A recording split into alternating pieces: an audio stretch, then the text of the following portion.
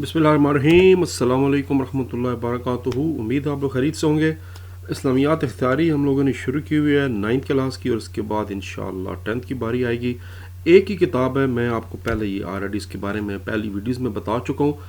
तो ये जो चैप्टर नंबर 2 है ये भी डिवाइड है, इसमें टोटल 25 अहादीस हैं। पहली 12 अहादीस जो हैं वो 9th के सिलेबस से हैं, जिसकी अभी हम वीडियो बनाने जा रहे हैं, और बाकी जो अहादीस मुबारक हैं वो 10th के सिलेबस से हैं। इनमें भी है कि एमसीक्यूज़ नहीं दी हुई है, तो वो भी मैंने बना दी आपकी आसानी के लिए। कुछ एक्स्ट्रा शॉर्ट क्वेश्चन भी मैंने बना दिए हैं, और जो एक्सरसाइज के तकरीबन 6 शॉर्ट क्वेश्चन बनते हैं वो इसी पहली 12 अहादीस में से बनते हैं। तो यानी जो जो जिससे रिलेटेड होगा उसके हिसाब से हम सवाल करते जाएंगे, एक्स्ट्रा शॉर्ट भी करते जाएंगे और एमसीक्यूज़ भी करते जाएंगे। तो पहले जो चैप्टर नंबर 2 अहादीस शरीफ के बारे में, इसमें से जो एमसीक्यूज़ बन सकते हैं वो आपको मैं करा देता हूँ। ये जो एमसीक्यूज़ हैं ये पेज नंबर 40 से 45 तक के दरमियान है। यहीं पर हमारा ये जो सिलेबस है 9th क्लास का 12 हदीस का, उसी में से ये एमसीक्यूज़ मैंने बनाए हैं। हदीस की तारीफ़ क्या है? हदीस की तारीफ़ का जो दुरुस्त जवाब है वो बे है। नबी करीम ख़ातमुन नबिय्यीन सल्लल्लाहु अलैहि वसल्लम के अक़वाल, अफ़आल और तक़रीरात को हदीस कहा जाता है।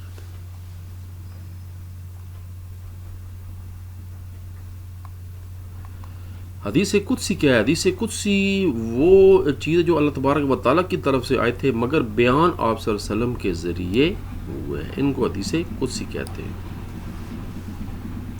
यानी मानी और मफ़हूम अल्लाह तबारक व तआला का था, और फिर जो बयान हुआ वो आप सल्लल्लाहु अलैहि वसल्लम ने उसको अपने अल्फाज में आसान करके बता दिया, वो हदीस कुदसी थी। हदीस नबवी सल्लल्लाहु अलैहि वसल्लम कुरान की किस तरह वज़ाहत करती है? कुरान के अहकाम की तफसील और तशरीह करती, ये बात ज़हन में रखें। जैसे नमाज का हुक्म बहुत ज़्यादा दफ़ा आए हुए, कोई कहते हैं शायद 700 दफ़ा के करीब आए हुए है, पर नमाज पढ़नी कैसे है, कितने फ़राइज़ होंगे, कितनी सुनते हैं, नवाफिल कैसे करनी है, वज़ू का क्या तरीका है, किस तरह पढ़नी है, रुकू में क्या करना है, जाना है, सूरत फातिहा पढ़नी, उसके बाद कौन सूरत, ये सारा कुछ जो बताया जा रहा है ये फिर आप सल्लम की सुन्नत और हदीस के मुताबिक जो है हम लोग समझ रहे हैं। तो इसलिए उसकी तो तशरीह है वो हदीस और आप सल्लम की सुन्नत है जो कुरान पाक की तफसीर है। हदीस की तदवीन का आगाज़ कब हुआ, यानी लिखनी कब शुरू हुई? ये खुलफाए राशिदीन, अमवी दौर में, अब्बासी दौर में, सहाबा कराम के दौर में यानी शुरू हो चुकी थी। अब इसमें तमाम खुलफाए राशिदीन भी आ गए और बाकी सहाबा कराम भी आ गए, तो वो ऊपर वाला भी ठीक बनता है जवाब, और ये जवाब भी ठीक बनता है सहाबा कराम के दौर में भी। हदीस की अहमियत कुरान पाक के बाद जो है वो दूसरे नंबर पर है। कुरान पाक के बाद जो सबसे हमारे पास बेहतरीन ज़रिया है इल्म हासिल करने का, वो आप सल्लल्लाहु अलैहि वसल्लम की हदीस शरीफ है। सही बुखारी और सही मुस्लिम किस किस्म की किताब हैं? ये हदीस के मशहूर आलम मजमूए हैं, जिन जो सात सित्ता में भी शामिल हैं। इमाम बुखारी और इमाम मुस्लिम ने इनको तसनीफ़ या मुरतब किया था। हदीस नबी सल्लल्लाहु अलैहि वसल्लम में कितने इक़साम के अहकामात बयान हुए हैं? इबादात के बारे में इसमें है, मामलात में है, और अखलाकियात के बारे में बयान हुआ है इन हदीस शरीफ में।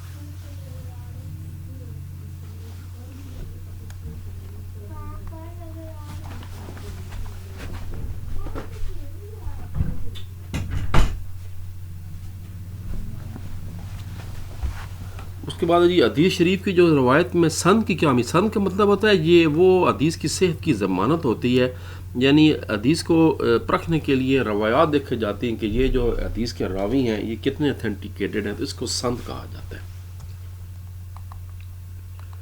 हदीस की जमा आवरी में सहाबा क्या किरदार था? उन्होंने हदीस को हिफ्ज़ भी किया और फिर किताबत के ज़रिए भी उनको जमा किया था।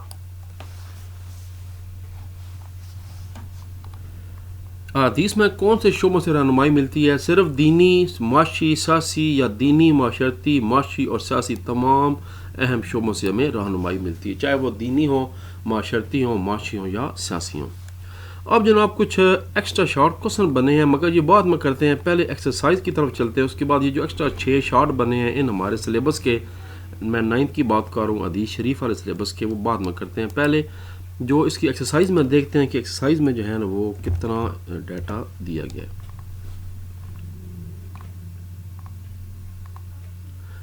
اب دیکھیں یہ جو اس میں سے 5 جو سوال ہیں، 6 سوال جو ہیں سوری، جو 6 سوال ہیں وہ ہمارے 9 کے سلیبس سے بنتے ہیں. اس میں جو سوال نمبر 6 اس کے 2 حصے ہیں.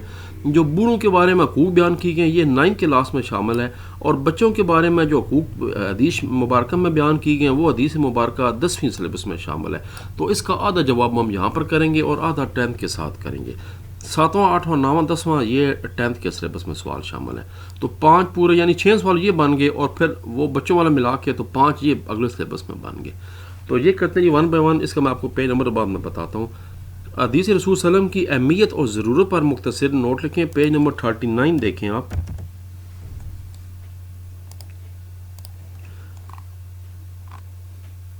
یہ پیج 38 ہے، 39 یہ جی. حدیث کی ضرورت اس لیے ہے کہ اللہ تبارک و تعالیٰ نے ارشاد فرما دیا ہے کہ جو کچھ تمہیں رسول دیں اسے لے لو، یعنی جو حکم دیں اس پر عمل کرو، اور جس چیز سے روکیں اس چیز سے رک جاؤ.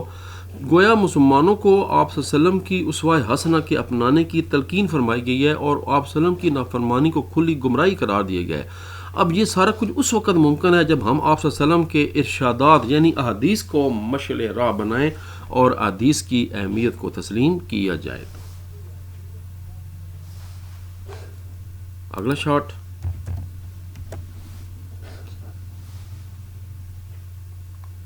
خوف خدا اور نماز کی اسلام میں کیا اہمیت ہے؟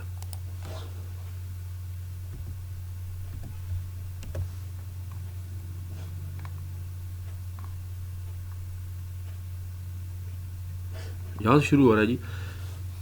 عبادت میں سب سے پہلے عبادات میں سب سے پہلے جس چیز کا حکم دیا گیا، جس کا سب سے پہلے حساب بھی لیا جائے گا وہ نماز ہے. یعنی یہاں سے آپ شروع کریں گے، یہاں سے شروع کریں گے. شارٹ نمبر 2 میں نے لکھا ہوا ہے، کیونکہ اللہ تعالیٰ کے ذکر کی بہترین شکل جو ہے وہ نماز ہے. نماز دین کا ستون ہے، مومن کی معراج ہے. ہر عبادت مشقت سے ادا ہوتی ہے، اس میں صرف مال ہوتا ہے، مگر نماز ایسی عبادت ہے جو بغیر مشقت یا خرچ کے ادا ہوتی ہے. اس لیے ہر بیمار، غریب، تندرست، بالغ، عاقل پر ہر حالت میں نماز فرض ہے، اور نماز کسی صورت میں معاف نہیں ہے. نماز اللہ تعالیٰ کی بندگی کا اقرار ہے.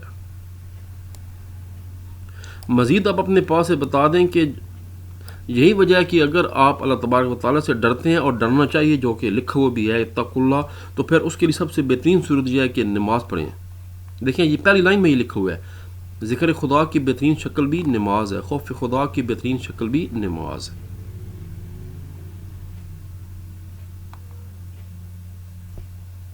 یہ اس کا جواب بتا دیں. اگلا شارٹ کوسچن دیکھتے ہیں. تیسرا،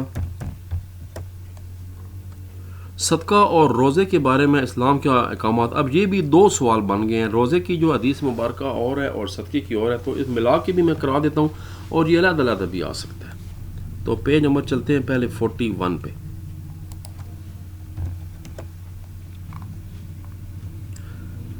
اسلام میں روزہ اسے کہتے ہیں کہ کھانے پینے اور ہر طرح کے جائز تعلقات سے طلوع فجر سے لے کر رات شروع ہونے تک پرہیز کیا جائے. اس کے بعد یہاں سے روزہ کی حالت میں پابند کر دیا گیا ہے کہ ان تمام جائز چیزوں سے پرہیز کیا جائے تاکہ روزہ دار کے دل میں ایک قسم کی بے نیازی پیدا ہو جائے، یعنی کھانا پینا موجود ہوتے ہوئے بھی آپ اس سے مستغنی اور بے نیاز رہیں گے. اس سوال کا دوسرا حصہ جو اکٹھا بھی علیحدہ بھی آ سکتا ہے کہ صدقے کے بارے میں کیا ہے. آپ سلم کی حدیث مبارکہ ہے کہ آگ سے بچو، اگرچہ کھجور یعنی کسی ضرورت مند کو کچھ حصہ دے کر ہی صحیح. پھر اس کے بعد نیچے اس کو اضافہ کر دیں. آپ صلی اللہ علیہ وسلم نے اس حدیث کے ذریعے تعلیم دی ہے کہ کسی نیکی کو حقیر نہ سمجھو اور دوزخ کی آگ سے بچنے کی کوشش کرو. خواہ کسی ضرورت مند کو کھجور کا ٹکڑا دے کر ہی نیکی کا موقع مل جائے تو اسے حقیر سمجھنا چھوڑ دو. یعنی نیکی یہ بھی نیکی ہے کہ آپ کسی کو صرف اچھا مسکرا کر دیکھ لیں، کسی کو سلام دے دیں، کسی کو کھجور کا ٹکڑا دے دیں، صدقہ دے دیں، یہ بھی نیکی ہے. بس ٹھیک ہے جی، یہاں تک کر دیں. تو یہ 2 سوال کٹھے ملا کر ایک بن گیا جو ایکسائز والے نے بنایا تھا. یہ پہلے روزہ کا آ گیا. شارٹ کٹ نمبر 3 میں نے لکھا ہوا ہے کہ روزے کا کیا مطلب ہے، اور یہ اس کا صدقہ خیرات کے بارے میں بات.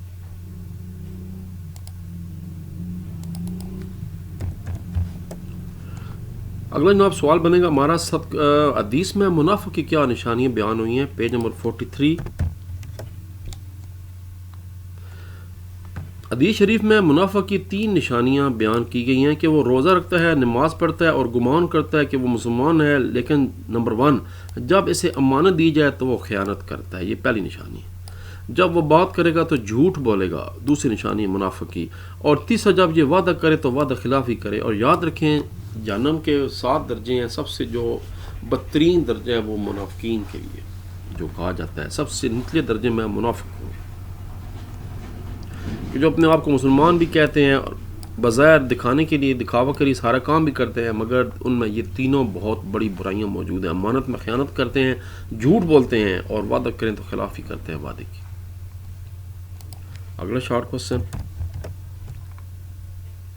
اخلاق اور شرم و حیا کے بارے میں آپ صلی اللہ علیہ وسلم کیا ارشاد گرامی ہے؟ یہ بھی 2 حدیثوں کو اکٹھا کر دیے گئے۔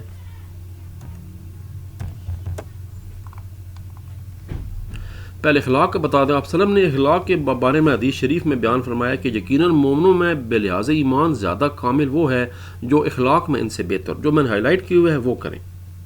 اس کے بعد نیچے بتا دیں اخلاقیات کے سلسلے میں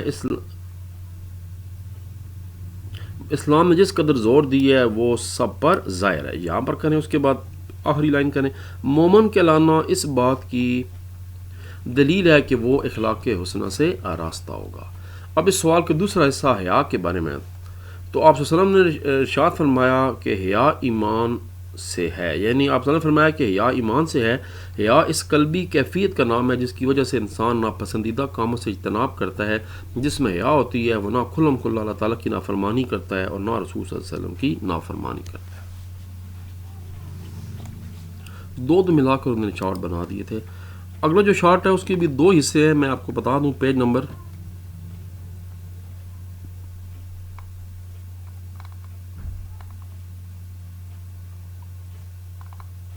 وہ ہے جی پیج نمبر 45 پہ پہلا حصہ جو ہمیں 9 میں کرنا ہے کہ بوڑھے مسلمان کے بارے میں کیا بتایا گیا۔ تو پیج 49 ہے، میں اب دوبارہ آپ کو وہاں پر لکھ بھی دیتا ہوں تاکہ مجھے بھی یاد رہے۔ تو یہ ہمارا پیج نمبر 49 پہ ہے جی جواب اس کا، اور پھر وہ جو بچوں والا ہے وہ پیج نمبر 50 پہ ہوگا۔ یہ 10th کلاس کے لیے ہوگا، اس لیے اس کو بعد میں کریں گے، یا اس کو میں ادھر لکھ دیتا ہوں۔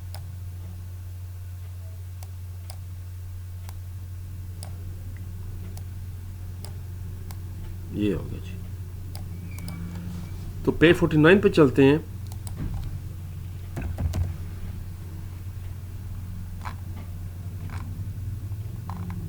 نہیں پیج 45 ہے، سوری میں معذرت چاہتا ہوں، ہو سکتا ہے ابھی تک ناشتہ زیادہ کر دی اس کی وجہ سے دماغ میں مسئلہ بن گیا۔ پیج 45 ہے جی اس کا پیج 45 پہ ہے، اور بچوں کے بارے میں جو حدیث شریف ہے وہ پیج 46 پہ ہے۔ واپس آتے ہیں پیج 45 پہ۔ یہ بتا دیں جی کہ آپ صلی اللہ علیہ وسلم نے حدیث مبارکہ میں بیان فرمایا ہے کہ بوڑھے مسلمان کا احترام کرنا اللہ تعالیٰ کے جلیل ہونے کا اعتراف کرنا ہے۔ اس کے بعد نیچے آپ اس کی تشریح بتا دیں۔ اس حدیث میں آپ صلی اللہ علیہ وسلم نے بوڑھے مسلمان کے احترام کو اللہ تعالیٰ کی بزرگی کے اعتراف کا حصہ قرار دیا ہے۔ گویا جو شخص کسی بوڑھے مسلمان کی عزت کرتا ہے وہ اپنے دل میں اللہ تبارک و تعالیٰ کی عزت اور کبریائی پر پورا ایمان رکھتا ہے۔ اب جناب اس کے بعد ہم کچھ ایکسٹرا شارٹ کرنے جا رہے ہیں جو انہی 5 پیجز پہ بنتے ہیں۔ پہلا ہے کہ آپ صلی اللہ علیہ وسلم کی حدیث کی روشنی میں دانا یا عقل مند کون ہے؟ یہ پہلا سوال ہے، یہ ایکسٹرا شارٹ ہے کیونکہ آتے ہیں پیپر میں بہت، وہ میں کہا دیتا ہوں۔ یہ ہے جی آپ صلی اللہ علیہ وسلم، ان کا میں کلر چینج کر رہا ہوں تاکہ ہمیں پتہ لگ جائے کہ یہ ایکسٹرا سوال ہے سارے۔ آپ صلی اللہ علیہ وسلم نے اپنی اس حدیث میں خوف خدا کو دانائی کی بنیاد قرار دیا، جو اللہ تبارک و تعالیٰ سے ڈرتا ہے وہ دانا ہے، اور امت کو بتا دیا کہ اصل دانا وہ ہے جو اللہ تعالیٰ کی نافرمانی سے ڈرتا ہے۔ اگر کوئی بڑے سے بڑا فلسفی ہو مگر حقیقت اول یعنی اللہ تعالیٰ کا منکر ہو یا باغی ہو تو وہ کسی صورت میں دانا نہیں ہے، کیونکہ ہر چیز آخر میں ملٹی پلائی بائی 0 ہو جائے گی، ان کی یاد رکھیں۔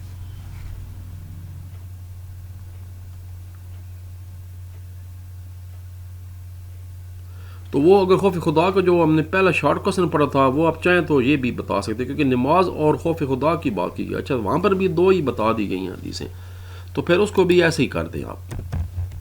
یہ جو پہلا شارٹ کوسچن ہے خوف خدا اور نماز کی اسلام ہے، تو پھر اس کو یہی والا جو ہے نا پیج نمبر 41 والی کر دیں، تو ایکسٹرا سوال ہے اس کو ہم پہ نہیں بناتے.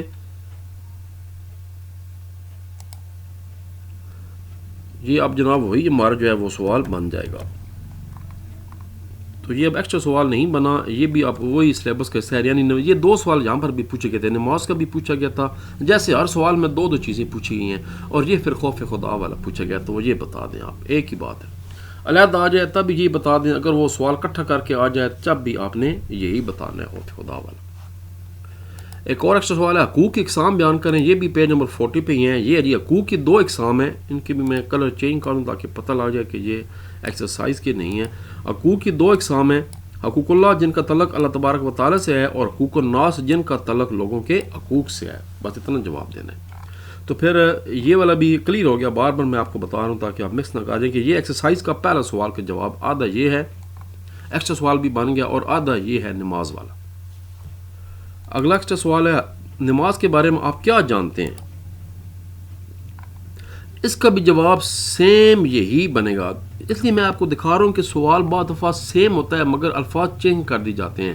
یہاں پر سوال تھا کہ نماز کے بارے میں نوٹ لکھیں، اور اب ایکسٹرا سوال بن سکتا ہے کہ نماز کے بارے میں آپ کیا جانتے ہیں. تو اس کا بھی سیم یہی جواب ہے کہ عبادات میں سب سے پہلے جس عبادت کا حساب لیا جائے گا وہ نماز ہے.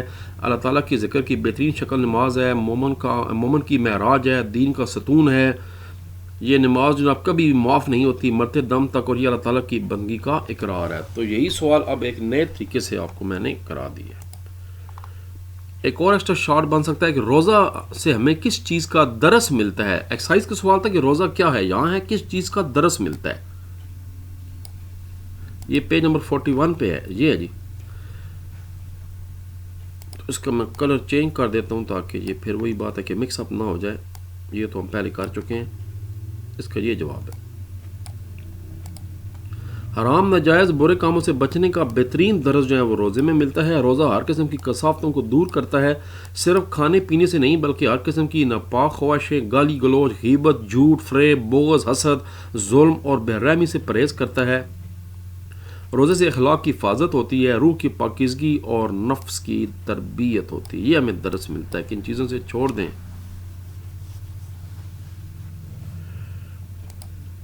کرامن کاتبین کون ہے؟ پیج نمبر 42 پہ ایک جو ہے وہ سوال ہے.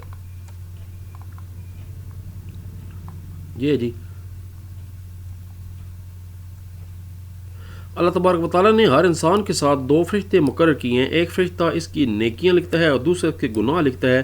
انسان ایک ذرہ کے برابر بھی جو عمل کرتا ہے وہ ضرور لکھا جاتا ہے. ان سے انسان کا کوئی عمل پوشیدہ نہیں ہے، اور وہ امانت دار اور دیانتدار ہیں، کبھی غلطی نہیں کرتے. اور انہی فرشتوں کو کرامن کاتبین کہا جاتا ہے. سورہ انفطار میں ان کو کرامن کاتبین کے لقب سے لکھا گیا، یعنی بزرگ لکھنے والے. تو اب اس کا جواب ایسے کریں گے کہ کرامن کاتبین کا لفظ سورہ انفطار میں آیا ہے جس کا مطلب ہے بزرگ لکھنے والے.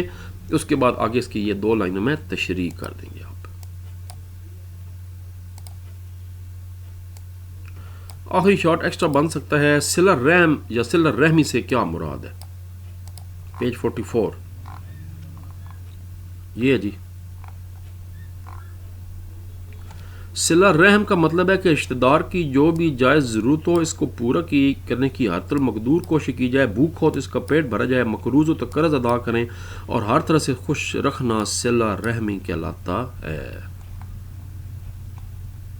ساتھ ہی حدیث شریف بتا دیں، آپ صلی اللہ علیہ وسلم نے حدیث میں فرمایا کہ جسے پسند ہو کہ اللہ تعالیٰ اس کی روزی کو وسیع یعنی فراخ کر دے، اس کی عمر کو بھی دراز کر دے، تو اس کو چاہیے کہ وہ رشتہ داروں سے تعلقات قائم رکھے. یہ اس کے بعد بتا دیں. پہلے ڈیفینیشن بتا دیں، صلہ رحمی کا بتا دیں، صلہ رحم کا بتا دیں، اور اس کے بعد حدیث شریف بتا دیں جو اصل میں ہمارا مضمون تھا. یہ بڑی شاندار دیکھیں بات کی گئی ہے کہ جو دیکھیں ہر انسان کی خواہش ہے اس کی روزی کھلی ہو، کھلا پیسہ ہوا ہے اور کھلی عمر بھی ہوا ہے، صحت بھی ہوا ہے. تو پھر یاد رکھیں اس کے لیے صلہ رحمی کریں، یعنی رشتہ داروں کے ساتھ اچھے تعلقات قائم کریں. لو جی ہمارا جناب ایک الحمدللہ اور مکمل ہو گیا ہے لیسن. اس کے بعد میرا خیال ہے 9th کے سلیبس میں چیپٹر نمبر 3 شامل نہیں ہے بلکہ چیپٹر نمبر 4 شامل ہے. یہ دیکھ بھی لیتے ہیں. بالکل جی چیپٹر 3 جو ہے وہ 9th کے سلیبس میں شامل نہیں، آپ کو میں نے پہلے دکھایا بھی تھا، یہ دیکھیں۔ تو اس کے بعد ہم چیپٹر 4 کریں گے جو کہ 9th کا سلیبس ہے، اور اس کے بعد جو چیپٹر نمبر 5 ہے وہ بھی آدھا 9th میں کرنا ہے اور آدھا 10ویں میں کرنا ہے۔ تو ملاقات ہوگی انشاءاللہ چند دنوں کے بعد چیپٹر نمبر 3 کے ساتھ۔ تب تک کے لیے اجازت۔ اللہ تبارک و تعالی ہم سب کا حامی اور ناصر ہو۔ اللہم صلی علی سیدنا محمد وعلی آل سیدنا محمد وبارک وسلم وصلی علیہ۔ اور ایک دفعہ پاکستان زندہ باد۔